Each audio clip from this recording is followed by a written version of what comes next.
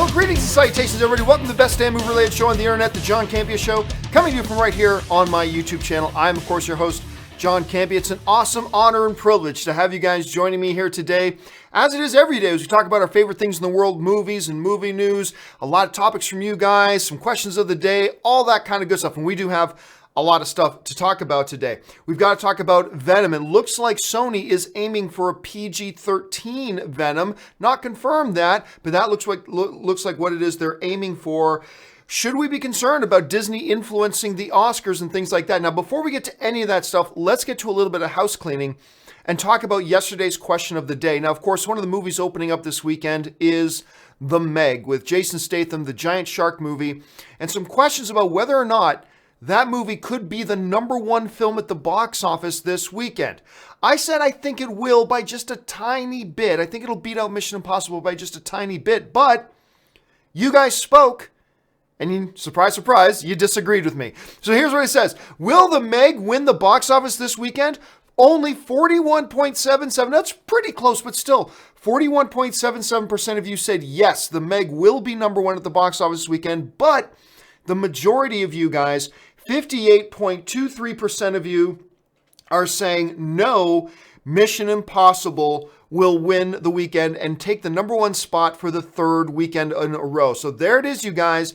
The results of yesterday's question of the day, the majority of you think, nope, Mission Impossible is going to be #1 at the box office. Now, one of the things we can all agree on, it's going to be close. One way or the other, it's going to be close. Mission Impossible is probably going to come in around 20 million.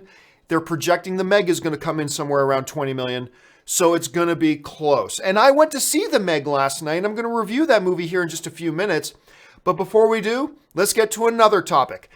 The James Gunn situation continues to evolve. Now, of course, they unearthed all those ridiculous, disgusting, idiotic tweets that he put out so many years ago. Then Alan Horn acts just as idiotic, comes out and says, we're severing all business relationships with him. Then the cast puts out their vocal message of support. Then reports come out in the Hollywood Reporter that other studios, including Warner Brothers, are lining up and just getting ready to make James Gunn an offer as soon as his separation negotiations with Disney are complete, and that Disney was going to have to pay him between $7 and $10 million to not work. Nice gig. And now there's a new development. According to reports going around right now, it's not just the cast of Guardians of the Galaxy that are trying to convince Disney to rehire James Gunn. It's Marvel itself. There are reports going around that Marvel is actively participating. That includes Kevin Feige trying to convince Disney to allow them to rehire James Gunn and to bring him back into the fold. Now, according to the reports, which are all very vague right now, the basic notion is that Disney is trying to offer compromises. I don't know what a compromise means. Does that mean, oh, he won't direct a film for us for the next 2 years, but he can be one of our creative producers and consultants? Does a compromise mean James Gunn says this? Does a compromise mean, I don't know. What does a compromise mean in this situation when you have a sub-company, Marvel, trying to compromise with their owning company, which is Disney? Now, one of the more disturbing things that came out in all of this was that according to every report that I've read, and I can't confirm this independently, I'm just telling you this is every report that I've read, suggests that Kevin Feige found out about James Gunn's firing the same way you and I did by reading about it in the trades. Apparently, that's how Kevin Feige found out. Now, again, I cannot independently confirm that. That's just what I'm reading, that he found out by reading the headlines that Alan Horn has done this. What complicates this situation, and I've mentioned this the other day, what complicates this situation is the fact that Alan Horn came out completely inadvisably, came out so fast and so quickly without discussing it with everybody else in Disney. He just came out in a knee-jerk reaction and put out this big, bold public statement saying, we are severing all business relationships with James Gunn. He made that public statement. That complicates things. Because now Disney has to save face. Disney has to look like they're not just backtracking. If Alan Horn had just stayed quiet and they entered into some internal deliberation to try to figure out all this stuff, that would make these negotiations, compromise, whatever, a whole hell of a lot easier. But because he came out, opened his mouth, let out that big statement, it's painted everybody into a corner here. And now they got to be very careful. And now they got to try to figure out a way around this. And look, let's not pretend, including me, let's not pretend that this is an easy situation. This is a difficult situation. This is a tricky situation. And let's not put the blame anywhere else but on James Gunn. This situation wouldn't exist if 8, 9, 10 years ago, James Gunn hadn't been afflicted with idiot moron mouth and made the statements that he made. We all acknowledge this. So it is a tricky situation. Disney finds themselves in a tough spot. They made it worse themselves by Alan Horn making that comment. You know, Marvel finds themselves in a tricky spot. James Gunn clearly finds himself in a tricky spot. It's a tricky situation. So let's not pretend there are easy answers here. However, it is kind of funny that seeing not only is the cast of Guardians of the Galaxy, other actors and directors, the public, and now Marvel itself is lining up behind James Gunn to try to get Disney to reverse the decision. It's going to be interesting to see how all this turns out. What do you guys think is going to happen here? Jump down to the comment section.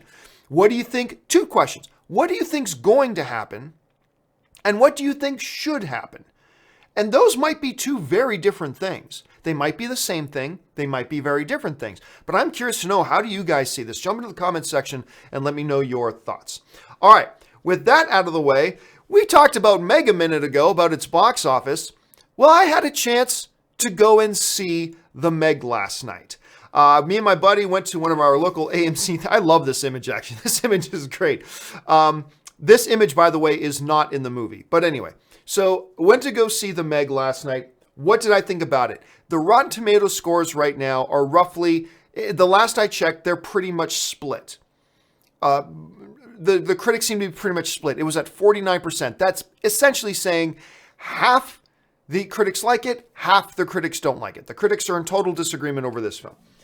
Now, I am a fan of Jason Statham. You guys all know this. I love him in the Fast and Furious movies. I love him in the Crank movies, some of the best just balls-to-the-wall, ridiculous action movies ever. I love him in, you know, whether it's Snatch or Lock, Stock, and Two Smoking. I love Jason Statham. I think he's great. But he is a very particular kind of actor that you need to put him in the right kind of roles. And here's my general thoughts of the Meg. Jason Statham was miscast. This isn't the right kind of movie for him. And you could sort of tell right at the beginning that this really wasn't the right kind of movie for him. It just wasn't a good fit. This giant shark movie with him wasn't a good fit, and you could just tell that right from the beginning. And again, I say that as an unapologetic Jason Statham fan. But he just felt out of place in this movie. You know what I'm saying? And it's hard to define that and to quantify that. You just have to be watching the movie to get, yeah, he's a little bit out of place here. Then the movie, there's 2 different kind of halves of the brain to this movie. There's the half of the brain of the movie of when they're in the water and the shark is in the movie. And then there's the other half of the movie when they're away from the water and they're away from the shark, and it's just story and narrative and character interaction. Here's my thoughts. When this movie is in the water and it's dealing with anything about the shark, it is a tense, exciting, kind of nerve-wracking kind of experience. And I mean that in all the best ways. Like the way they build tension in the water with the shark and all that kind of stuff. I'm telling you what, all that stuff worked. All of it worked. And I found me and my buddy were both kind of jumping on our seats a few times. And it's not just because of jump scares, it's because they lay a foundation of great tension and then pop a jump on you and then makes it really effective. At times, it is a very exciting movie. Like I said, the tension is really there. All those things you kind of want to feel in what would be a giant shark movie, you feel, and they do quite well. And on that, and I thought the shark looked great. I think they did a really good job with the scale of the shark without overdoing it too much. Yeah, it works on that level for me. However, there's the other half of the movie, when they're not in the water and the shark isn't there. And you're just set there and the movie's relying on the acting, the character interaction, the dialogue, and the narrative going on. And that is a weakness to this film all across the board. And it starts with, like I said, Jason Statham, who's just out of place. This wasn't the right movie for Jason Statham to choose to be a part of. And I cannot wait to see him in Hobbs and Shaw and getting back into that element that's really his element. But this was a character that did not lend itself to Jason Statham's strengths. And again, it's a hindrance to the film. I found for me, as a Statham fan, it was a hindrance to the film moving forward. The dialogue is terrible. Now, you don't go into a giant shark movie expecting Shakespeare. We understand this. But there's still a certain level of quality you expect, and it is terrible dialogue. Really forced, awful emotionalism in here and there. And just, it felt like actors not really having any sense of direction. One of the highlights, I gotta say, we've been talking a lot about Ruby Rose recently because she was just cast to play Batwoman in the upcoming CW Arrowverse crossover stuff. And I've said I have no idea what to think about because I've never seen her really act. I mean, I saw her in John Wick 2, yes, but she didn't really act. We just saw her physicality because she plays a character who doesn't speak. I've never watched Orange is the New Black, really. I've never seen any other stuff. So I said, I have no idea if this is good or bad. I will say this. I actually thought Ruby Rose, she was a smaller character. I thought she was, if not the best performance in the movie, one of the best performances in the movie. Well, I expected when she started to speak that I would be cringing, but she probably gave the most believable delivery out of anybody in the movie, to be honest with you. I thought she worked. And I gotta say, there's this little Chinese girl in the movie, and she's just adorable. Sometimes these movies try to put in like a little boy or little girl, and they're meant to be adorable, and you're just like, but this little girl, you just wanted to eat her up. I mean, you just wanted to take her home. She was so adorable. And she played it well. She did a nice little job for a little kid in the movie. And so on that level, it worked. So you got two halves of this movie, so I'm a little bit torn. I'm going to say this, though. I'm left about whether do I recommend the Meg or do I not recommend the Meg. I gotta say, I don't recommend the Meg. Yes, there's definitely redeemable things in there. Yes, the tension, the action, the stuff with the shark, the scares, the thrills, it's all there for half of the movie. But the other half of the movie is so badly done that it kind of detracts from the stuff that they did well. So, yeah, I'm not saying it's a terrible movie. It's not a terrible movie. There's too many redeeming things about it to call it a terrible movie. But overall, if you were to ask me, hey, John, should I invest my Friday night? Should I invest my Friday night and my money into going to go see this movie? I would probably say, you know what? Maybe go see Ant-Man and the Wasp or The Incredibles 2 again or Mission Impossible Fallout again. You might be a better investment of your time and money to see something else. But if you're really looking forward to it, check it out. And if all you're looking for is the thrills and the big, shark stuff, you might get something out of that. You should check it out. So just by a little bit, I'm going to say I don't recommend the Meg, which is too bad because I've kind of been looking forward to it. Okay, with that out of the way now, let's get into our main topics today. How do we select our main topics? Well, we don't really. You select the main topics by sending in the topics and the questions. How do you send in a topic or a question to potentially be on the John Campea Show? It's easy. You just email me anytime at john@thejohncampeashow.com. That's john@thejohncampeashow.com. Make sure you put the word topic in the subject line. And as always, guys, keep those emails to 90 words or less. All right, with that out of the way, let's get to the first emailed in topic today. And the first emailed in topic today comes us from Zach Pope, who writes, big fan of the show and always looking forward to your thoughts. Thank you so much, Zach. Quick question. Do you think we will get a sequel to Ready Player One?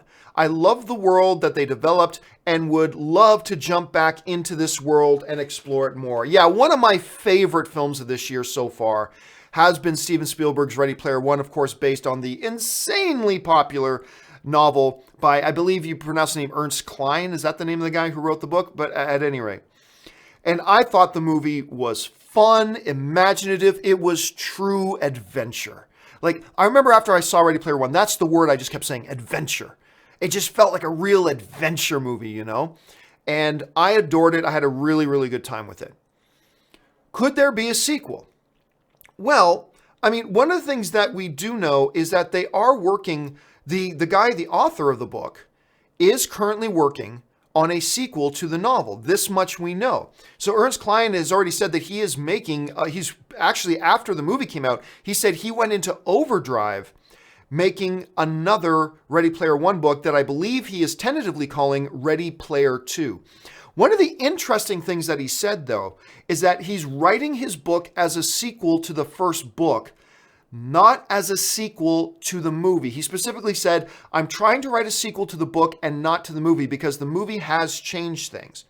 So the first step here, obviously, in getting a Ready Player One sequel on the big screen is for them to actually, the author of the book, to actually get through there and actually write a sequel to the book. Once a sequel to the book is done, then there's another book. Then you can start talking about it. Now, Ready Player One didn't blow up the box office. It did well, and it made a bunch of money. I think the final thing was somewhere around $580 million. Let me just make sure that Ready Player One, let me just double check that. I think it was around 580 million bucks that it ended up making. $582 million is what Ready Player One made at the box office, which means it was plenty profitable and made them a lot of money, but not like the ultimate big blockbuster. But I would contend it definitely made enough money to warrant a sequel, and the crowd reaction warranted a sequel, and the critical reaction warrants a sequel. So if Cline can get this sequel novel done, and it reads well, I don't see any reason not to do another one. And apparently Steven Spielberg loved making this. Maybe he would come back to direct the sequel. Maybe they get somebody else to do the sequel. Who knows? But it does look, at least we're going to get the novel. And once the novel's done, I don't see any reason why they wouldn't do a theatrical sequel, considering the money it made, the audience response, the critic response. If the book's good, why not? I don't see any reason why they wouldn't. All right, let's move on to topic number 2. And the second topic today comes to us from Brett Jesse, who writes, my question is regarding AMC's food drink practices. It began here last year and involves do-it-yourself drink machines and popcorn cart and increased prices. Drink prices range from $5 for a regular to $8 for a large. I don't quite pay that much, but it is high.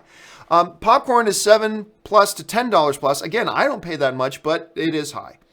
After ordering your drinks, they hand you a cup and point you to a line for getting your own drink. When getting popcorn, they point you to a cart for you to add your own butter and salt it yourself. Seriously, do you agree or disagree? All right, thanks a lot for the question, Bretton. For those of you who probably live in areas and have theaters like mine, a year or two ago, maybe even a little bit longer, my local movie theater, which is the AMC Burbank 16, they started they have like 8 of these soft drink dispensing machines, right? Where you go up and dispense your own soft drink. They have like 80 different types of soft drinks in it, and you select what you want, and then you dispose it. And for a long time now, a lot of movie theaters they give you your popcorn, but then there's a buttering station that you go and butter it yourself. Is this a good or a bad thing? It depends on your point of view, but I'll tell you what, I love it. I personally love it. And there's 2 reasons why I really like this new trend. Reason number 1 is the less important reason. But reason number 1 is I get to do everything to my taste perfectly. So if I want 18% butter, I don't have to worry that the guy, the teenage high school kid who's working at the movie theater is going to put in just the right amount of butter the way I want it. Because I can't be there behind the counter holding his hand right. And if you know me, butter is very important. Butter, there's my new t-shirt. Butter is very important. So if you know me at the movie theaters, popcorn is nothing but a butter delivery device, man. I love my butter. I want the perfect amount of butter. And I am now in control of how I butter my popcorn, how much butter I put on that popcorn, and all that kind of stuff, right? I like being in control of that. When I go to the soda machine, sometimes I like to mix my drinks. Now, look, traditionally, the movie theaters have like 8 different kind of sodas you can order, right? Because they only have so much space back there. With these machines, they've got like 80 different types of soda you can order. Almost anything you can imagine, you can get. But what I really like is sometimes, now normally I just get Coke Zero. I just fill up my cup with Coke Zero. But every once in a while, I feel a little adventurous. I think I'm going to put in 2 parts Coke Zero and 1 part Mountain Dew and 2 parts orange and blah, blah, and I just like making swamp water. Sometimes I like to do that. Can't really get the kid behind the counter to do that. And even if they do, they may not put it in just the right mixture that you want. So I got to tell you what, the one point that I love about this new trend is I get my concessions exactly the way I want them. And that's a big deal to me. The second reason, and more important reason, why I love this system of drinks and butter and all that kind of stuff is speed. And I have noticed this huge. Now, normally, if I go to a movie theater on a busy night, which is when most of us go, a Friday or Saturday night, and I get in line for concessions, there's generally anywhere between 10, 11, 12 people in front of me, all right? Speed and how fast I get through that line is a big thing when it comes to my movie-going experience. And if you think, let's just say, for example, that, hey, the process of a kid taking your large drink, filling that large drink for you, capping that up, putting in your straw, taking your popcorn, going and buttering your popcorn for you, and you don't even know if they're going to put the right amount of butter on it, but doing all that for you, let's say, even just to be safe, let's say 1 minute. It takes 1 minute to do that. If I got 12 people in front of me, that is adding 12 minutes of wait time. That may not sound like a lot, but when you're just standing there like a drone and any minute your movie's starting, 12 minutes is significant. Because if all those people in front of me are getting a soda and a popcorn, which is what most people get, then they just added 12 minutes to my wait.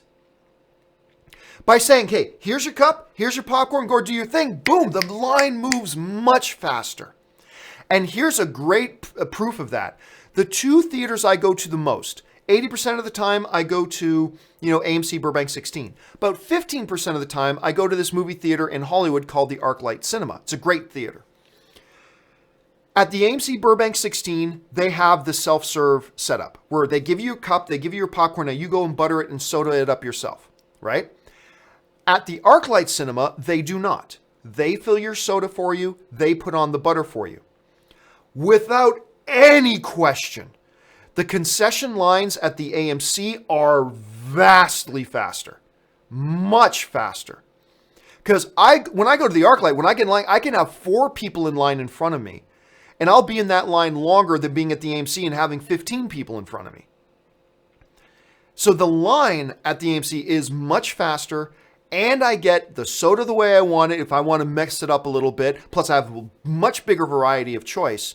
And I get to put my perfect amount of butter on the popcorn myself, and I get through it all much quicker than if the dude behind the counter was doing it for us. So to me, and granted, this is just me. I know a lot of people like the convenience of just ordering my soda and they bring it all to you all prepared. I get that. I do.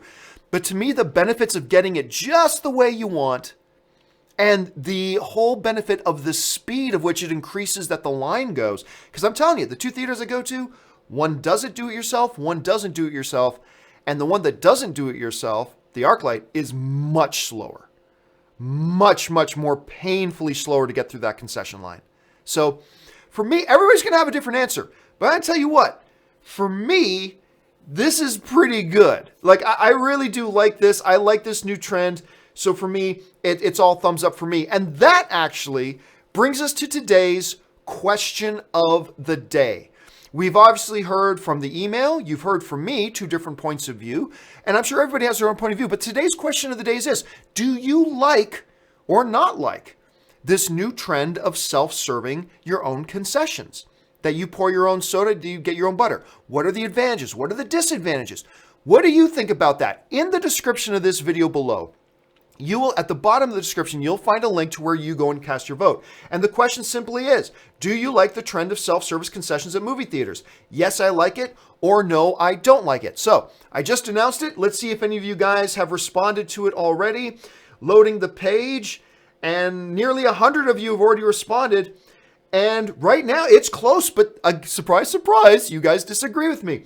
Right now, 55.9% of you say you do not like the self-serve element of concession stands, which I love, but 55% of you, 55.9% of you are saying you do not like it. 44.05% of you agree with me that yes, you do like it. So it's up to you guys. Do you like it? Do you not like it? jump down into that thing, answer the question of the day, and we'll come back and revisit the outcome of the question of the day on Monday's John Campea show. And thank you for participating in it. All right, let's move on now to topic number 3. And the third topic today comes to us from Matt Makowski, who writes, John, after seeing that ABC, which is owned by Disney, ordered the Academy to change itself and release the information about the changes, it all makes sense now. Disney wants Oscars because they know they have no chance of winning any. Screw Disney. What are your thoughts? Well, obviously one of the big topics the last couple of days going around the movie world was obviously these announcements from the Academy of some changes that we have coming. 3 changes in particular. 2 I think are very good. 1 is just terrible. The 2 that I think are pretty good is tightening up the show to a 3-hour show. And number 2, moving it from the end of February to the beginning of February. I like those moves. The move I clearly don't like is the one that we've been talking about, which is creating a new category for Best Popular Film, which is everybody in the industry has been railing against this. This is awful. And I'm not going to go into all the reasons why it's awful again, but it's pathetic and stupid, and it's just going to make the Oscars irrelevant. All that being said, one of the things we talked about yesterday was the fact that ABC, which is owned by Disney, brought some pressure to the Academy to include that new category because ABC is concerned about getting more people watching the awards. They don't care if they're making the awards irrelevant, and they don't care if they're ruining the Academy Awards. They just want more people to watch it. So hey, let's make up a category so Avengers Infinity War and Incredibles 2 and Black Panther can all be nominated for things, right? So you get some people, like our person asking the question here, saying Disney's just doing it so their movies can win Academy Awards. I don't think so. I don't think that's why they're doing it. I don't agree with what they're doing, and I don't agree with their motivation for what they're doing, but I don't think that particular motivation, just so they can win it. Disney does not think about this year. Disney's always thinking about 5 years in advance. I do not think Disney is the type of company that goes, let's really cause havoc just so we can get one temporary boost in something. Let's wreak havoc just so Infinity War can get nominated for an Academy Award. That's not the way Disney thinks. Disney thinks much more long-term than that. To me, the motivation is just very clear. It's just ABC wanting to get more ratings. And that's still a bad thing. But it does bring up, the question itself brings up a bigger concern, right? The bigger concern is, since ABC is owned by Disney, should any one studio have that much influence over what the Academy does? The Academy is supposed to be about the entire movie industry, not about Disney, not about Warner Brothers, not about Paramount. It's supposed to be about the entire movie industry. To give any one studio a mechanism to enforce leverage in any way over how the Oscars conduct business and how they execute what they do is completely concerning.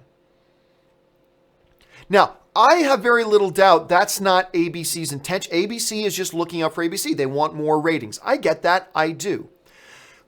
And 2 of the proposed changes I think will help ratings without hurting the Oscars. Shorter show, moving the date of it. Those are good things. I'm all for that. And those could help the ratings. So great. But once you start getting into things that actually affect the integrity of the show, that's where you got to draw a line. And I put all the blame for this on the Academy. It's fine. Disney can come to you and ABC can come to you and say, we would propose these changes. That's fine. But at some point, you got to draw a line and say, okay, that suggestion is good. That suggestion is good. But now you're getting into things that actually affect the integrity of our body and what we do. And at that point, they got to have the testicular fortitude to draw a line in the sand and say, hey, ABC, we appreciate you broadcasting the show, but you cannot institute changes that affect the integrity of what we do. And so that's concerning. So no, I don't think Disney is behind all this just trying to make sure one of their little films gets an Academy Award. I really don't think it's anything that minute. But it's still concerning because they shouldn't have any influence at all. And I think the thing is to just get ratings. But getting ratings is fine, but not at the expense of the integrity of the show. And that's why, to me, it's actually quite a big problem and why everybody should be talking about this. Everybody who loves the movie industry should be talking about this. And this should not be allowed to happen. And that's just my thought. All right, let's move on to topic number 4. And the fourth topic today comes to us from Nicholas Redding, who writes, the reports now say that Sony is looking at making Venom a PG-13 film instead of an R. Won't lie, this bums me out. I was looking forward to a gory Venom movie. It still looks good, though. Do you think this movie can live up to its potential with just a PG-13 rating? All right, thanks a lot for the question, Nicholas. And yeah, so one of the things we talked about this, I made a video about this yesterday, about how Sony made this weird little comment in an interview they were doing with the Hollywood Reporter, just basically saying, yeah, we may be looking at keeping Venom PG-13 because we want to make it easier to incorporate Spider-Man into future movies. And I made a video yesterday going, wait, what? Time out. Did Sony just basically reveal they're planning on taking Spider-Man out of the MCU? I mean, I don't know. Go check out that video I put up yesterday. You can find it on my YouTube channel. Anyway, but also within that was the basic notion of this, is that Sony they are aiming for a PG-13. Now, we all know at one point the director said that the idea was to make an R-rated film. And maybe they did go R. And now maybe in the edit they're like, you know what? This is R, but it's not that R. And maybe if we just change this a little bit and this a little bit, we could get it to just a really extreme PG-13, which would be the best of both worlds. Now, I think there's cause for concern, and I also think there's no cause for concern. I think this can work. I think there are reasons that a PG-13 Venom movie can work. I believe there are reasons a PG-13 Venom can't work. So let's just look at those for a second. Under the can't work thing, look, Venom is savage. I mean, just savage. So the notion of Venom just going to town, I mean, we have Venom in the trailer holding a guy saying, I'm going to eat your eyes, your lungs, your pancreas. Then he tells another guy, I'm going to eat your arms and legs, and going in to bite his head off and things like that. So it's all types of this stuff that we would traditionally think rated R, right? Also, we've had a couple of great R-rated comic book movies when you're talking about Deadpool 1, Deadpool 2, Logan, all that kind of stuff. So the idea of making Venom by nature kind of a gory character and all that kind of stuff, in one hand, you kind of feel like, you need to make this thing rated R. On the one hand, you kind of feel like you need to make this thing rated R. However, there is another hand on that. I think the trailers look great, but there's nothing in the trailers that necessitate an R rating. Like, even what I saw in the trailers, nothing necessitates an R rating. And remember this. When it comes to violence, especially violence with a giant CGI character, there is a lot you can get away with. There is a lot you can get away with a PG-13. There's been an argument that if you tone down some of the language, just some of the language in Logan, and still had Logan do all the violent things he does, but when he runs his blades through a guy, just see his blades come out and not blades dripping with blood, like just see the blades go out. Logan probably could have been a PG-13. Logan probably could have been a PG-13 film. Edgy 13, yes. The biggest notion wouldn't have been the lack of the violence. The biggest difference would have been the lack in the language. And so I don't think they were ever going to have a Venom movie with a lot of language in it. So if you take out the language, there is a lot of violence you can do with Venom that won't necessitate a PG-13. Like we see the one shot where I think it's Riot turns his hands into giant axes and swings them, taking out an entire room of people. As long as you don't see blood splurting while that's happening, you can still do that and call it PG-13. But at the same time, the notion of them saying, just throw caution to the wind, who cares about any of that, let's just go R. There's something very appealing about that too. So I gotta say, I am of two minds here. I think you can very easily do a Venom that is PG-13, go very edgy PG-13. Like they say in the article in the Hollywood Reporter, they're looking at maybe going as far as they can possibly go with the PG-13 rating. And I think you can do that and make it work and still be plenty violent. Maybe not as many F-bombs, maybe no nudity, maybe not a lot of sexual references, but you can do a lot of violence in these movies that are PG-13. But on the other hand, The notion of having no limitations with a Venom character and just going balls to the wall stupid, you kind of feel like you want Venom to do that too, right? So I am of two minds. Also, keep another thing in mind. We just had a very, very violent movie in Avengers Infinity War. That's a violent movie. With people getting blades run through their guts, billions of people dying, hearing the neck snapping death and all that. There's a lot of violence in Avengers Infinity War. It's PG-13. PG-13. So, I don't know. That's why I kind of feel like you can do it. I kind of feel like you can't do it. We're just going to have to wait and see. Look, it is still a possibility that Venom does end up being an R-rated film. Remember, that article in the Hollywood Reporter did not say definitively it's going to be PG-13. It just said a lot of the executives are thinking they may want to lean PG-13. We don't know what they're going to do yet. We'll have to wait and see. So, hey, but October's coming. It's going to be here soon. We're going to get a chance to see a movie, and then we'll be able to know, yeah, this movie worked perfectly great as a PG-13 like an Infinity War did. Or, man, this movie could have been better had it been rated R. We're just going to have to wait and see. R does not make a movie better. R can open up the possibilities to do some things to make it better, but it's not like being R, just like the argument about if a movie should be dark. Being dark doesn't make your movie better. Some movies can benefit from it, some movies can't. It really all depends. Let's see how Venom works out in that whole thing. All right, let's move on to the final emailed in topic today. And the final email topic today comes us from Trev8, who writes, Marcus Theaters, the largest theater chain in Wisconsin, recently announced that they would not screen the Slender Man movie in the Milwaukee and Waukesha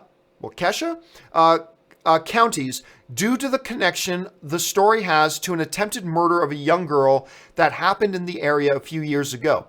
After hearing about this, it made me wonder if Screen Gems is being distasteful to release a movie about a story that inspired such horrific incident. What are your thoughts? All right, thanks a lot for the question, Trev. And really going beyond the specific instance. Now, Slender Man, of course, opens this weekend. Going on the specific instance that happened in your counties, we are often as film fans faced with the question of what is okay to make a movie about and what is not. Should we be making movies about tragic circumstances where people were hurt or people died or, something horrific like that, be it pre or post, right? Like in the case of the Slender Man, pre or post. Should we be making these movies? I remember, look, one of the most notorious and horrific murder cases in Canadian history was the case of Paul Bernardo and Homolka was his wife. This dude and his wife, they would kidnap, drug, rape for days and murder young girls, 14, 15-year-old girls. And this was the most notorious crime spree in Canada, in Canadian history. And it happened right up the street from where I live in St. Catharines. And eventually, somebody made a movie about Paul Bernardo and Carla Homolka. And the question was big then at the time. I remember again, is this tasteful? Should they be doing this? These are horrible things that happen. What about movies about 9/11? That horrible tragedy affected so many people.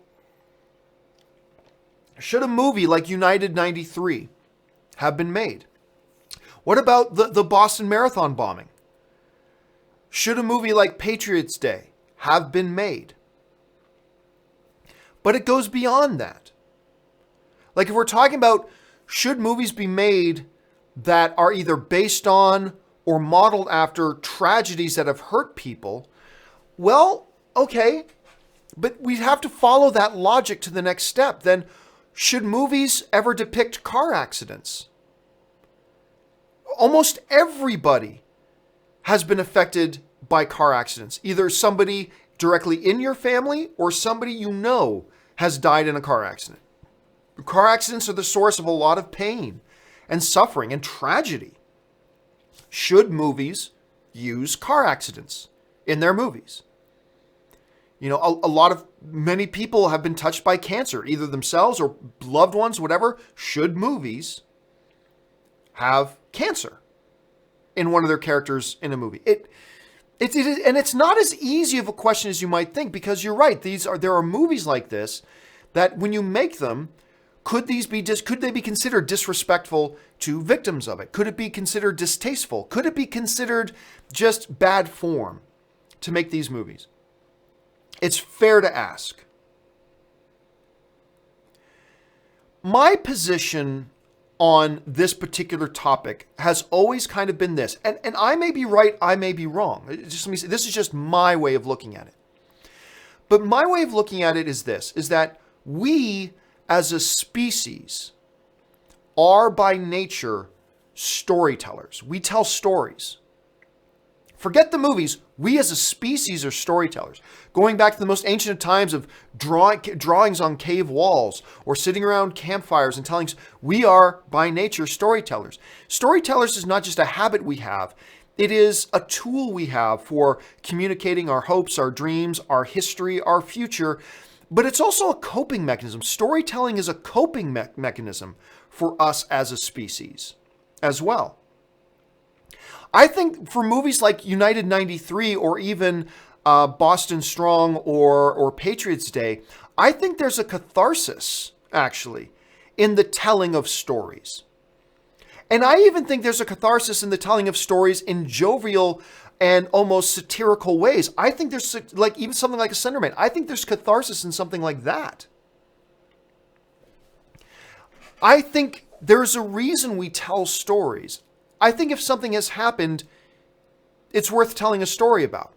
Now, we can get into an argument of, is it capitalizing on tragedy? Is it taking advantage of that? To me, I usually set those questions aside, because the bottom line issue for me is, as a species, one of the ways we process things is through story. That's how we process a lot. It's how we normalize it. It's how we cope. Like I said, for many of us, it's a coping mechanism. For a lot of the species, it's a coping mechanism. And it's a massive way of processing our world, things that happen in it, things we want to have happen in it, all that kind of stuff. That doesn't mean I think you shouldn't be sensitive to certain things when telling stories. Yes, there are probably sensitive ways to do it and insensitive ways to do it. But generally speaking, I believe we should be able to tell stories about anything. And that's just kind of always been my underlying issue. Now, you may disagree and have some very good reasons for disagreeing. Again, I'm not saying my way of looking at it is the definitive right way to look at it. It's just the way I see it, but I could be open to other people completely having different ways of approaching that and seeing it, and that's perfectly fine. But that is kind of the way I see it. So I would say, yeah, make movies, tell stories. Because I think overall it is a part of the human experience, actually, to tell stories like that. So that's just kind of the way. Maybe I'm going way too philosophical on it. I don't know. But that's just kind of the way that I see it. All right, guys. With all that out of the way, we're done now with all of the emailed in questions today. So let's take a little bit of time now and go over to some live questions. A bunch of you guys have been sending in live questions. So let's hop over to those right now. And we're going to start today's live session with Paul Diego, who writes, "Hey, John. Die Hard fan, speaking of, I was watching Die Hard with the director commentary, and the director said it was a Christmas movie. So who is right, the director or Willis? Keep up the great work." Yeah, so for those of you who don't know, Bruce Willis recently said, okay, let's put this to rest. Die Hard is not a Christmas movie, all right? So that's been a big debate amongst Die Hard fans. Is it a Christmas movie or not? And there's some very fierce debate about that. We're very passionate about this issue. So, at some points, the director suggested that it's a Christmas movie. Bruce Willis saying it's not a Christmas movie. Who's right? Well, I don't know who's right. The real answer is neither of them are right. They're both right and neither of them are right. I have always contended that Die Hard is not a Christmas movie. It's not a Christmas movie. And here's why it's not a Christmas movie. It is not a Christmas movie because the movie is not about Christmas. Christmas is simply the background and context of the film. It's not none of the meaning of the film. Christmas is not a part of the narrative interpretation of the movie. It's simply the background of the movie. It's not a Christmas movie. You take a movie like It's a Wonderful Life. A Wonderful Life is a core foundational narrative element of what that movie is. It is about Christmas. Hence, It's a Wonderful Life is a Christmas movie. A lot of these Christmas movies, when you look at them, they have Christmas is a part of the theme of the movie. Christmas is not a part of the theme of Die Hard. It is simply the background of Die Hard. You could have said this movie was happening during the office's New Year's party. That it could have been happening at the why did I just forget how to pronounce the name? Takagomi Tower? I'm forgetting the name of the tower. But anyway, you could have said it was the New Year's party. And that movie would not have changed. Not one thing about that movie would have changed. It's a holiday season. This is the reason for all the staff getting together. It's their New Year's party. It's happening on New Year's Eve. Blah, blah, and nothing else in the movie changes. Does that make the movie a New Year's movie? No, it's just that New Year's is the background of what the movie is. It has nothing to do with the DNA of the movie itself. So that is why I firmly hold that Die Hard is not a Christmas movie. It happens at Christmas, but it's not a Christmas movie. So I side with Bruce Willis on this. But that's just I know a lot of you guys disagree, which is all good. All right. Let's move on here. Ben Heyusa writes, saw The Meg last night. Definitely just a simple, fun popcorn movie. I enjoyed it and so did my mom. Jason totally went eye to eye with the shark. Yeah, again, there are things in this movie to enjoy. There are things in this movie I did enjoy. For me personally, I just found that, whenever they were away from that shark, man, it was hard to watch. Whenever they were away from the shark, I find it very hard to watch. And I did not buy the romance stuff at all. The dialogue was cringy. The Rainn Wilson character was stupid. But there's definitely fun popcorn elements in there that are notable, that I did enjoy. But yeah, it just at the end of the day, when I weigh it out, for me, it's like I can't recommend it. But there's definitely upside to the movie, no doubt. Ben follows it up with, also going to try to waste some time going through some Stone Cold podcasts to see if I could catch any of them of Austin mentioning your name. Here's the thing. So somebody on the show the other day mentioned, you said, hey, John, do you ever watch the Stone Cold podcast? I say, yeah, I've watched a number of them. He's a great podcast host. I'm a big fan of Stone Cold Steve Austin. And they said, he's mentioned you on his show, and he mentioned that he watches your show. And I just about cried when somebody mentions that. But I think whoever mentioned that was incorrect. Because like I mentioned this on open mic last night, when Ryan Reynolds likes one of my tweets, doesn't do it, just likes a tweet that I put out, right? I get 100 tweets from people saying, oh my God, John, did you see that Ryan Reynolds liked your tweet? Blah, blah, blah. I get 100 messages. If Stone Cold Steve Austin had ever mentioned me on one of his shows, I feel pretty confident that I would have had hundreds of emails from people saying, oh my God, John, did you see the Stone Cold Steve Austin? I would have went, oh my God, Stone Cold Steve Austin mentioned me on a show. I would have just been freaking out. And I think I would have gotten a lot of messages from people. I've never heard of that, so I have a hard time believing that he did. So I think the person who mentioned that on my show the other day was probably thinking of somebody else or something else. And I think they were probably just mistaken. But again, if any of y'all ever come across Steve Austin actually mentioning me and you want to make me cry like a little girl, just send me a link to that and I will break down and cry like a child. So yeah, there's that.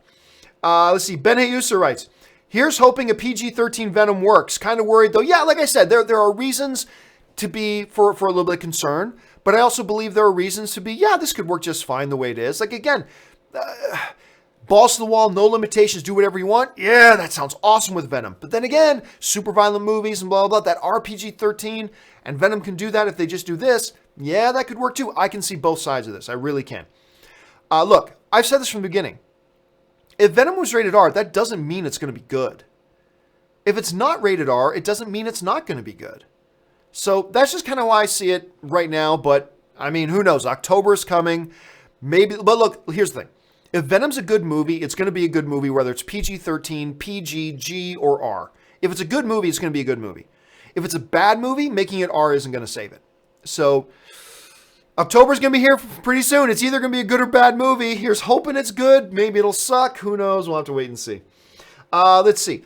Cameron Peterson writes, I'm thrilled that Marvel is fighting for Gunn too. Yeah, and again, I can't confirm that's just the reports that they're having these discussions. And, look, I've always said, and I'll say again, I respect and understand if Disney does not want to have James Gunn working with them right now. I can respect that. I can. I disagree, but I respect it. The only thing I haven't respected is the disingenuous way that Alan Horn talked about it. It was completely disingenuous. And that part bothered me. And it's the only part in all this that bothers me. I get it. Disney has this reputation. They were concerned about the amount of feedback they've heard from certain people saying, we don't want you working with them, blah, blah, blah. And if Disney had come out and put out a statement that simply said, we have enjoyed working with James Gunn, but we are also very committed to the sensitivities of our fans. We've heard from a number of you of your concern over James's past tweets. We've spoken with James, and we've decided that moving forward, we're going to part ways. We wish James well in all of his future endeavors, and we at Disney will now focus our attention on trying to continue on what James has done with Guardians of the Galaxy and making it the best movie it can. If Disney had come out with a statement like that, I would have disagreed, but I would have respected it. Said, okay, it's a tricky situation, tough situation, I get it. I would have been totally fine with it. And that's the only real problem here. How much Marvel or Kevin Feige are actually fighting for James right now, I don't know. Again, a lot of this are just coming from unverified report sources, but a lot of people are carrying the story. And again, let me emphasize, I cannot independently confirm it, but this story ain't over. This story ain't over. So let's see how this all turns out. All right. Abraham Asif writes, I want a best popular category to exist for one reason. I want a Fast and Furious movie to win and have Vin Diesel just say family and drop the mic. That would be awesome. Or if he just dropped the Oscar because the mic's not staying. He just came out with best popular film, useless category goes to Fast and Furious. Vin Diesel comes up, just holds up the Oscar, family, and then drops the Oscar and walks off stage. That would be a memorable moment. I gotta say, that would be a memorable moment. James Welsh writes, so was the Meg worth $150 million? I'll tell you what, watching the Meg, I'm like, where's the $150 million? Honestly, the shark looks great, but I was watching that movie last night and going, where did they spend $150 million? Like, other than Jason Statham, it's basically all no-name actors. And you got Rainn Wilson, but he's not exactly super busy these days. So it's like, you certainly didn't spend it on the cast. Other than this big scene on a beach that you see in the trailer, most of this movie is just very small environments with just a couple of people. It's not like they're out in Times Square and they got to block off Times Square to do these big scenes.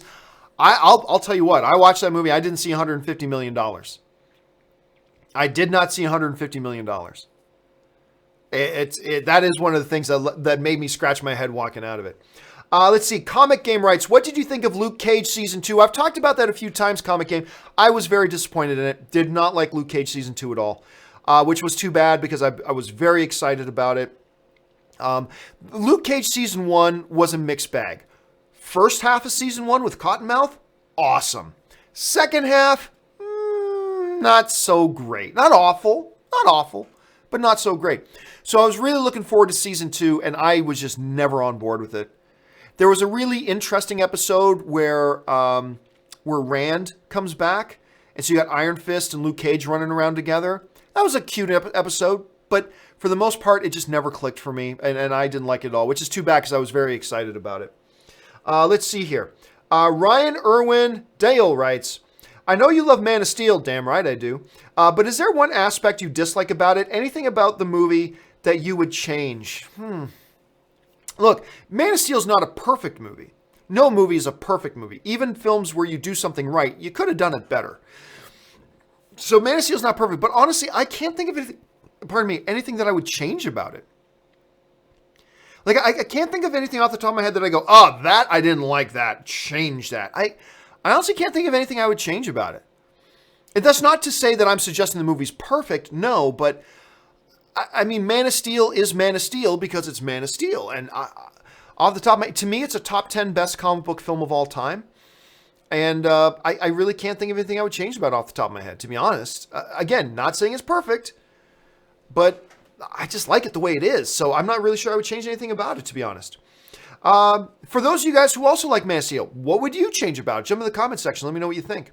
All right. James Welsh writes, do you think Feige would walk if Gunn is not rehired? No, absolutely not. No. Because look, here's the thing. Again,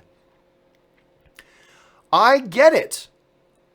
I do. I hate the way Alan Horn was disingenuous about it, but I get where Disney's coming from. I get it. I don't agree, but I get it. That's why, look, let's not pretend that Disney just went out and slaughtered a bus full of orphans, okay? They didn't. They were faced with a difficult situation that they didn't create. James Gunn created the situation, all right? This is on him. I support James Gunn, but this is on him. And Disney's faced with a very delicate, tricky situation. And I think we all need to respect however they decide to proceed. They decided that what was best for them was to part ways with James Gunn. Maybe they decide to rescind that. Maybe they don't. I get it. I may disagree, but we need to get it. That's why, like, you don't hear me or anybody else going, oh, I'm never watching a Disney film again if you don't do... Well, because you get it. I understand they're in a tough spot. They have a tough decision to make. I believe they should do one thing. It looks like maybe they're going to do the other. While I disagree, I understand where they're coming from. And I think Kevin Feige understands it too. He would have to understand it. It's not like James Gunn was a completely innocent person just laying in bed right now and Mickey Mouse showed up in his house and beat the shit out of him and pissed on him and all this kind of stuff. And then it's like, whoa, what did you just do? Take that back or I'm never watching your films again. I get that, but no, that's not the situation here. Disney's in a predicament. I think it would be unreasonable for Kevin Feige to go, I'm walking unless you rehire James Gunn. That's not his job. It's not his job. You know, and so, no, I don't think Kevin Feige would walk if they didn't rehire James Gunn. I don't think that at all. Johnny Grenda writes, thanks for all your content and hard work. It's always a joy to have your show there waiting after I've finished work. Best show on YouTube by far. Oh, thanks so much, Johnny. I appreciate that. It's always kind of cool when somebody just wants to send in a kind word because we're all human beings and we love getting kind words. Thank you, man. I appreciate that very much. Thanks, dude. And have a good day at work, man. All right. NPE94 writes, thoughts on Carey Mulligan as an actress? I like her. I like her a lot, as a matter of fact. Hold on, let me just pull up something here because I cannot remember.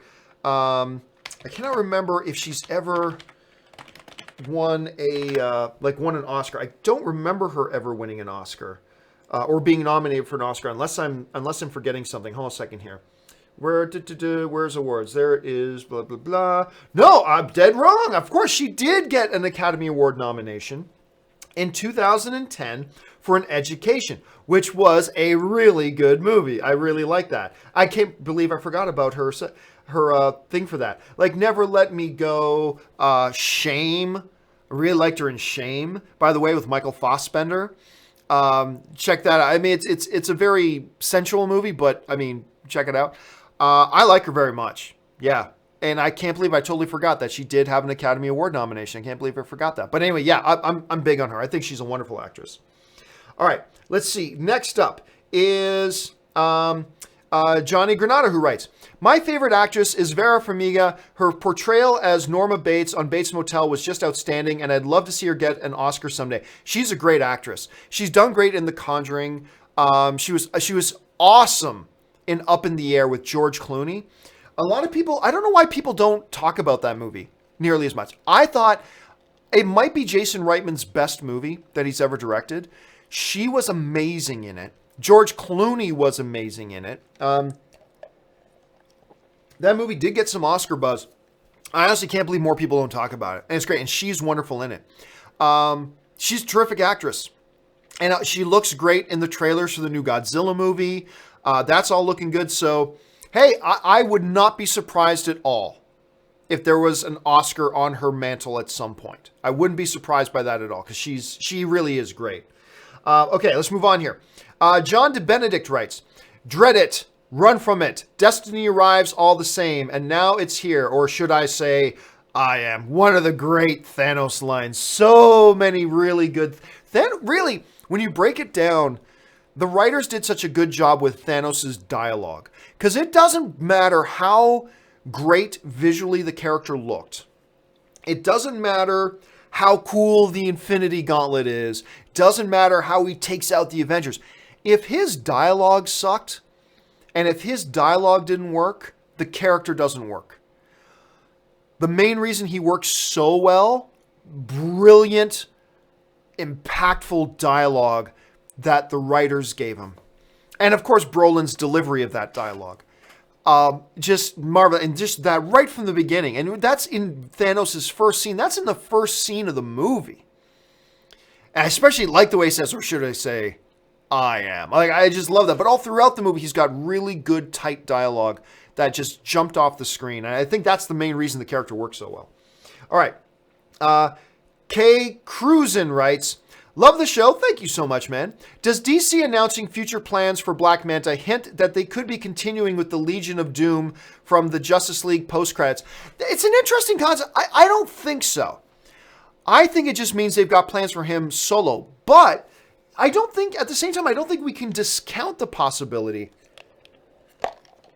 that, for those of you who don't know what K. Cruz is talking about, earlier this week we talked about how one of the producers of Aquaman made a statement that they have big plans for Black Manta moving forward. And so the Black Manta character we're going to get in Aquaman, they've got plans for him later on. Whether that could mean a standalone movie, which I doubt, but never say never, or whether it means they're going to use him as a villain in another Aquaman movie or in another DC's movie. Nothing says that Black Manta can't be the villain in a Birds of Prey. Nothing says Black Manta can't be a villain in a Cyborg movie. I mean, basically, you could put him anywhere if you wanted to. Does it support the notion of them doing a Legion of Doom? I don't know. I kind of think they've abandoned that Legion of Doom thing. I do. I think Walter Hamada's abandoned it. I can't back that up. That's just me speculating, just to be clear. I'm just speculating. So I don't think so, but it's a good thought. That might be that. It could point towards that he joins that. So let's keep our eyes open. Let's see what happens. All right. Sean Carson writes, PG-13 Venom has me taming my expectations. I don't, like, again, for me, I don't know. Giving something as R has never made a bad movie good. And it's not giving something an R has never made a good movie bad. Oh, that movie sucked. But they would have done the same thing to R. Oh, no, if blood came out of his ear, that would have made the movie awesome. Without blood coming out of his ear, it's like I don't know. It really all depends on how they handle it. And like, again, I may come out of Venom going, oh, God, that felt like it was really reined in.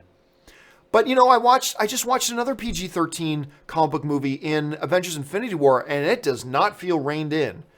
Like, there's a lot of action, a lot of violence in that film, and I never once felt like, oh, this movie would have been better if it was rated R. So, I don't know. But we'll have to see. Fortunately, October's now just a couple of months away. We're getting close, guys. We're getting close. Praise Kiyogera writes, if you were a director, what movie would you have wanted to direct? If it had never been released, Star Wars, Back to the Future. Well, I'm a sci-fi guy, so probably Star Wars, clearly. If I had to pick one of the two, Star Wars or Back to the Future, well, first of all, I prefer Star Wars immensely. But second, I'm a space action sci-fi guy, right? So I would probably, obviously I'm going to say Star Wars. But even take the fact that I'm a Star Wars fanatic out of it. I am more into like space sci-fi action adventure, that kind of thing. So I probably would have leaned towards Star Wars. Star Wars probably would have been the one for me. All right. Next one. Jeffrey Dempster writes, sounds like Alan Horn is suffering from IMM. Yeah. And here's the thing. Let me emphasize this. I am an Alan Horn fan. This dude, when you look at his career, this dude is nothing short of brilliant. He's brilliant. He is. He is just absolutely always the smartest guy in the room. But everybody has a bad day at the office. I like to think I'm pretty good at what I do. I do stupid things sometimes. I say the wrong thing sometimes. I do. So do you. Steven Spielberg's made a bad movie. So-and-so. I mean, everybody has a bad day at the office. Alan Horn, without proper consultation, without taking enough time for deliberation, and rushing out and making that statement that he made, was his bad day at the office. And I've been told there's a looming sense of regret around Disney that not that they let James Gunn go, but that statement got made. He's inconsistent with our Disney values and we are severing our business relationship with him. That was an idiotic thing to say. It was disingenuous. It was bad timing. He should have at least waited a week, consulted with the people at Marvel, consulted with Bob Iger, bring James Gunn in to sit down and have a good 2-hour one-on-one conversation with James Gunn. And then if after all that he came out and said, like a statement I said earlier, hey, this is a tricky situation. We want to respect the feelings of those who've been hurt. And while we adore James Gunn and we valued our time with him, we're going to separate. We're not going to work with James Gunn moving forward on these types of things, but we wish him the best in all of his future endeavors. And we're going to now turn our attention towards making Guardians of the Galaxy 3 the best movie it can be to carry on the franchise that he established. If they had done something like that, no problem. No problem. I still would have disagreed, but no problem. But yep, that was Alan Horn's idiot moron mouth. That was him suffering IMM, idiot moron mouth, that one day. And I bet he regrets it. I really do. Anyway, Zach Bartron writes, the Meg had a budget of $150 million. Did Warner Brothers put too much money into this, and will it make a profit? I don't think it's going to make a profit. At $150 million, this movie needs to make close to $400 million to break even. Needs to make close to $400 million to break even and be profitable. I just don't see it happening. Now, who knows? There is a lot of target. This is going to target the overseas market a lot. We'll see how it does internationally, but I don't even think it's going to do all that great internationally. I do not see this movie making that much money. And look, I'd be fine with the $150 million budget if I saw it on screen. I didn't see it on screen. To be quite frank with you, I didn't see it on screen. So I don't think it looks good. I could be wrong. Maybe this movie makes $500 million worldwide. I think it's going to be closer to like $250 million worldwide, to be honest. I think they're going to take a bath on this. But I could be wrong. Let's wait and see. All right. Marie Seifring writes, are you familiar with the TV series from the 90s, Stargate SG-1? Yep, I am. I watched like the whole thing. With Richard Dean Anderson and Stargate Atlantis? Yep, that's where Jason Momoa got his start. I prefer SG-1, but I recommend both. Thank you. Love the show. Yeah, Stargate SG-1 was by far better than Stargate Atlantis. It was, but I got a kick out of Atlantis. And again, that's where Jason Momoa, that's where most people first saw Jason Momoa, was in Stargate Atlantis. He was a pretty fun character. It's a pretty fun little show. But yeah, Stargate SG-1 was just great sci-fi.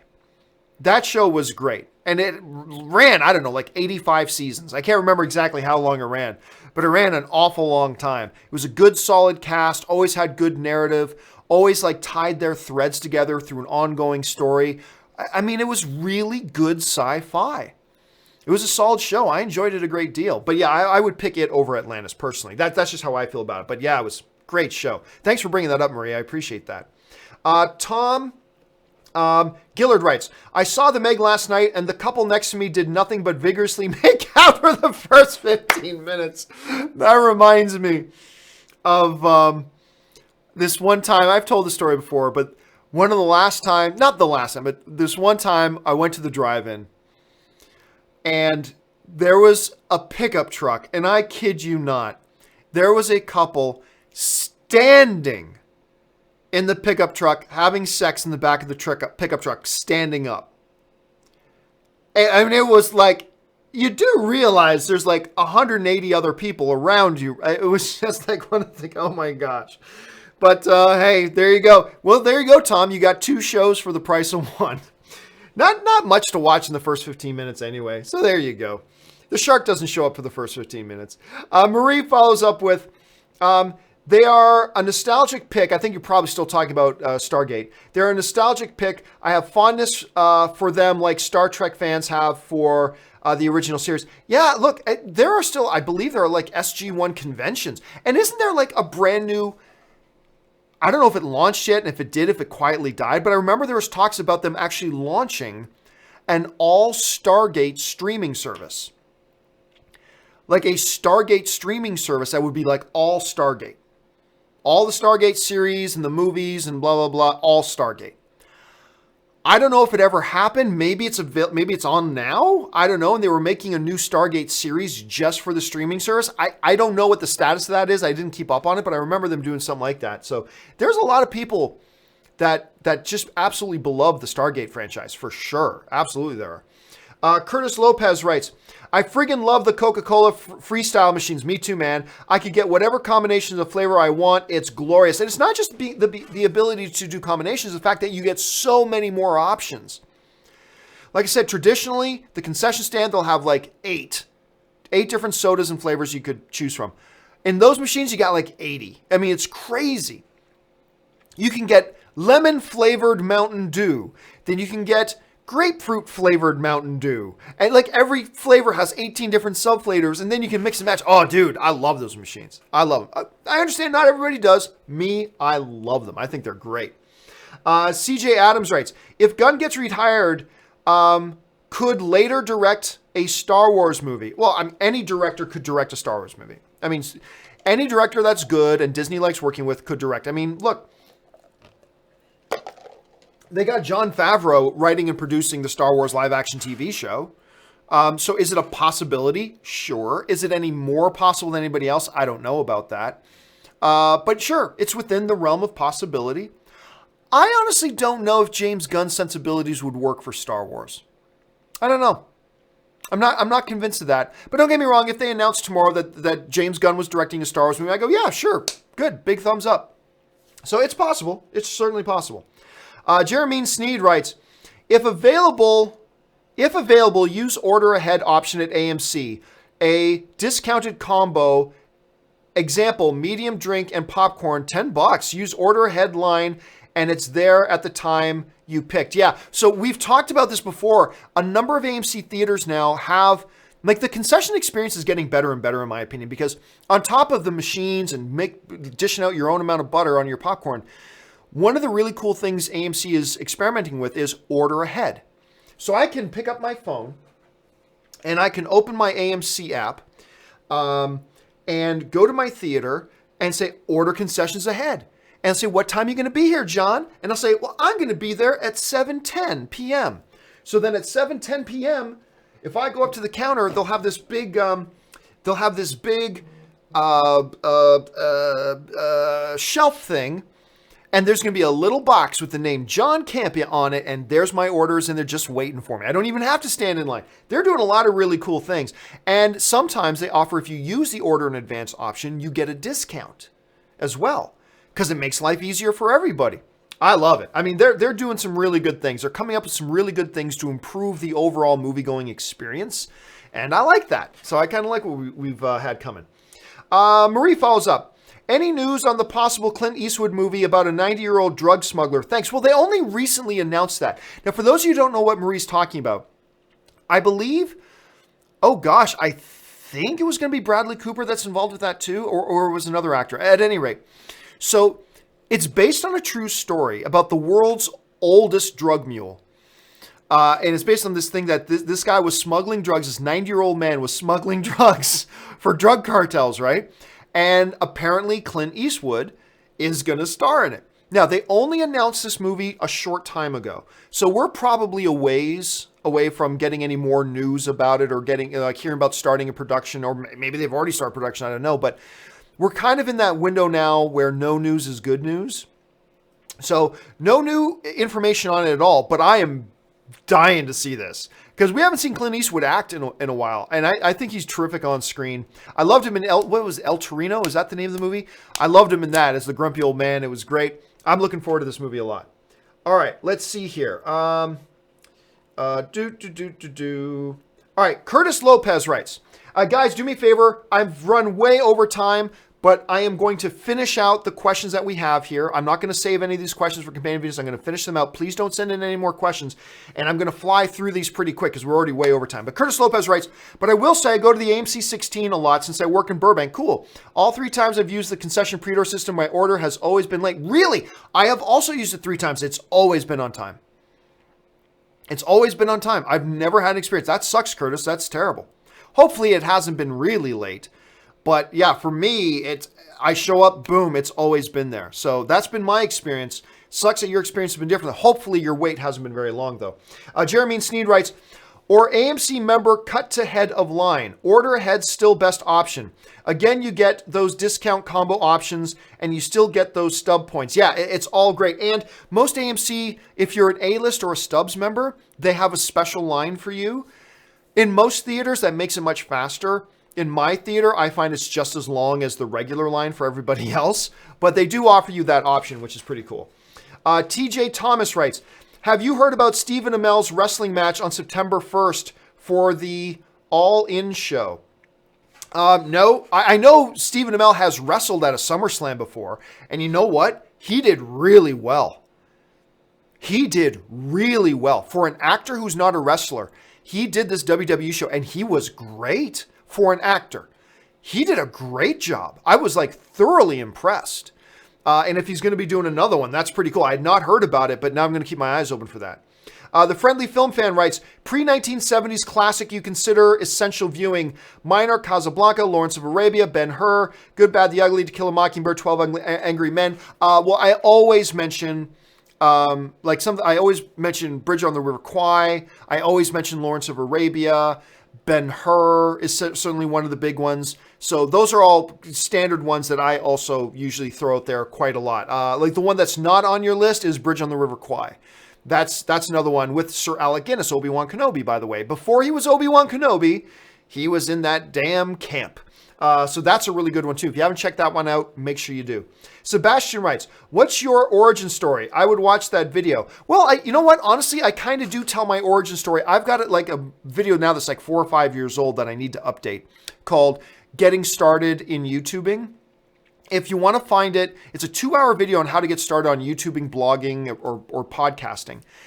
And it's 2 hours long. Just search on YouTube for John Campea Getting Started, and you'll find it. It should be like the first video that pops up. But anyway, I spent about 15 or 20 minutes talking about my background, how I got started, how I progressed and did everything, and that brought me up to at least to my AMC days.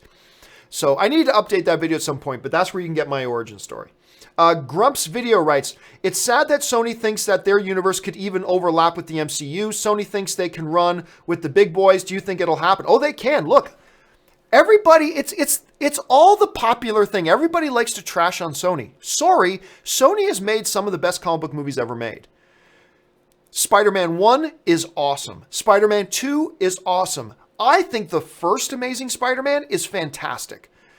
The first Andrew Garfield Spider-Man movie is fantastic. I defy anybody to tell me. I mean, all film's subjective. You may feel differently. That's fine. But you're never going to change my mind on that. I think that first one's great. Now, Spider-Man 3 was a stumble.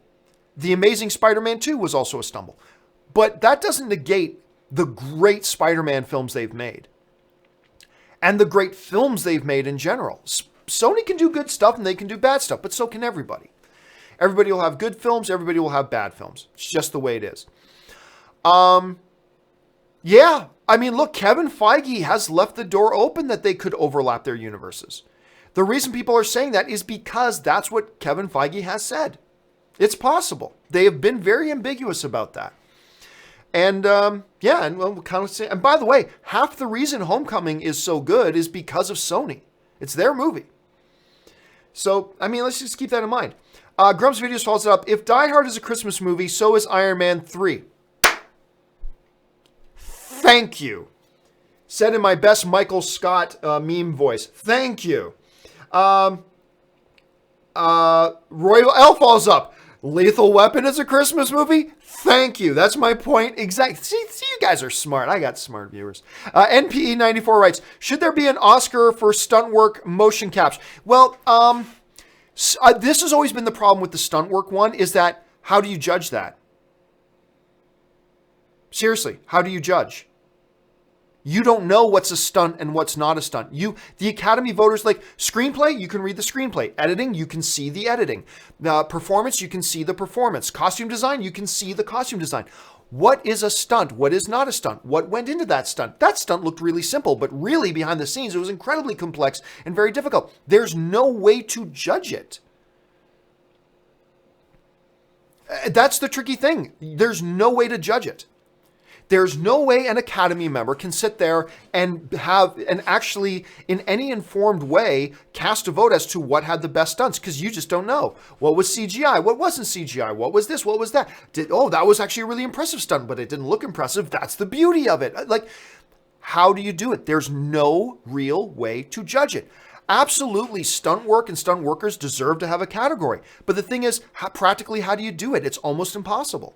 So that's kind of the tricky part of it. And mocap, I don't think that should be. That's just all. Mocap is just kind of worked in to best visual effects. So I don't see that happening. Dwayne Jackson writes, will the movie theaters low be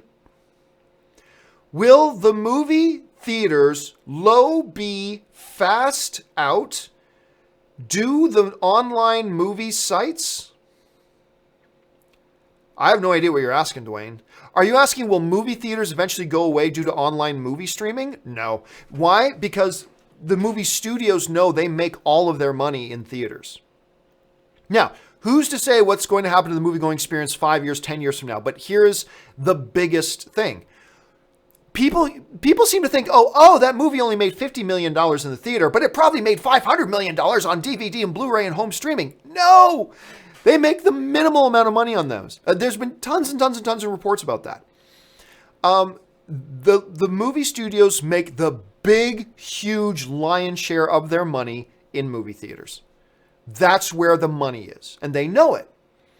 So I don't, and plus you can never replace the movie-going experience. Now, what it'll look like in 5 years, 10 years, 15 years, 20 years, 30 years from now, it's impossible to say. Technology changes so quick, it's impossible to say. But there will be changes. How drastic, we don't know. All right.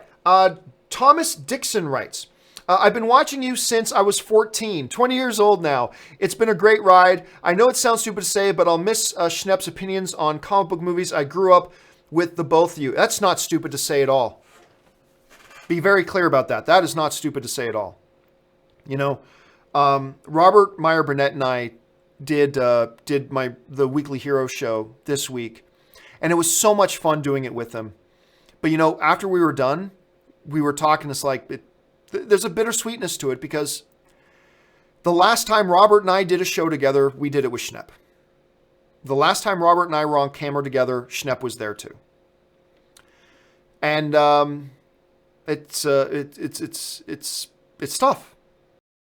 It's tough. So no, man, it is not say. Dwayne Jackson writes, John, you are. There are people out there. Here's the real stupidest part. The real dummies out there who go, oh, James Gunn is a pedophile because he made a joke about it. That means he's a pedophile because he joked about it. It's like George Carlin, one of his most popular comedy routines is called People Who Should Be Killed. That's one of George Carlin's funnier comedy routines. It's called People Who Should Be Killed. You can look it up on YouTube. George Carlin jokes about murder. Does that make him a murderer? Does that mean, oh, George Carlin must actually be a murderer because he joked about murder? I mean, it's one of the most idiotic things. And I've expressed before my personal opinion and why it enrages me to hear people say one is just as bad as the other, because no, it's not. But anyway, that's just another thing. I won't get into again. Anyway, guys, that will do it for today's installment of the John Campea Show on this Friday. It's Friday, so we went a little bit longer than normal since we don't have another one for a couple of days. Hey, listen, guys, going to be a busy weekend too around here, because I've actually got a whole hell of a lot of super chat questions that have come in that we didn't have time to do on live shows. So I got a lot of them to get through. So we're going to have probably 3 or 4 companion videos that are going to go up this weekend. Make sure you guys tune in for those at the same time. Of course, and guys, special announcement. Open mic is normally at 2 p.m. Pacific Standard Time. Today is the anniversary of my father-in-law's passing. So Ann and I are going to be heading out of town to go hang out with her family, and we're going to leave a little bit early. So to make room for that, I'm making open mic today at 1 p.m. So open mic today will be at 1 p.m. instead of 2 p.m. That's just for today, because like I said, Ann and I got to go and hang out with family. So remember that, mark that down. If you're in the chat boards with people, let them know. If you hear people, let them know today, open mic is going to be at 1 p.m. All right, guys, that will do it for me for today. Guys, I love having you guys here. Thank you so much for letting me do this. Thank you so much for being part of a film fan community. Thank you so much for supporting this channel. Thank you so much for sending in these great movie topics. Just thank you guys for making this community yours. Every bit as responsible for this online fan community as I am, and I thank you for letting me be a part of it. Letting me be a part of it, I should say. That'll do it for me for now, guys. Thanks so much for joining me. My name's John Campea, and until the next video, bye-bye.